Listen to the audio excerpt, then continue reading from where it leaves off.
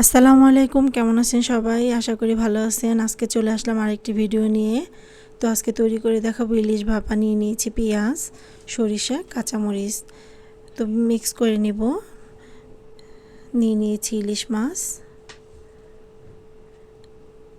ইলিশ মাছটি একটি ভোলে নিয়ে নিব।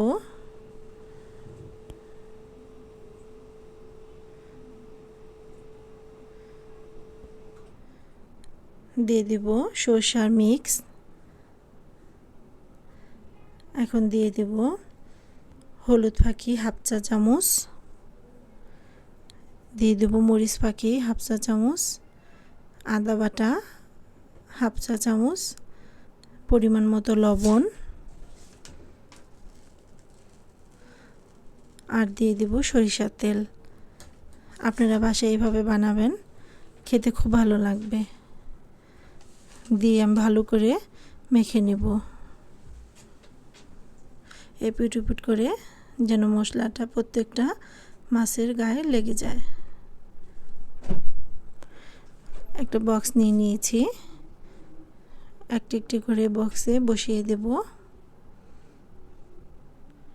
আমার এই ভিডিওটি যদি ভালো লেগে থাকে, লাইক, শেয়ার এবং সাবস্ক্রাইব করে দেবেন।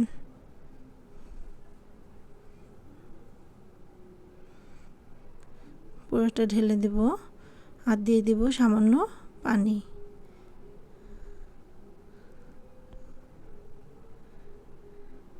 দিয়ে দেব 3-4টা কাঁচামরিচ।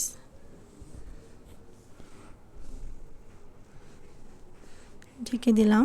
চুলায় একটি হাঁড়ি বসিয়ে নিয়েছি, অল্প পানি দিয়ে দিয়েছি যেন বাটির উপরে না আসে। এখন আমি দমে দিয়ে দেব আধা ঘন্টার জন্য। এই তো হয়ে গিয়েছে আমার ইলিশ ভাপা। সবাই ভালো থাকবেন। আল্লাহ হাফেজ।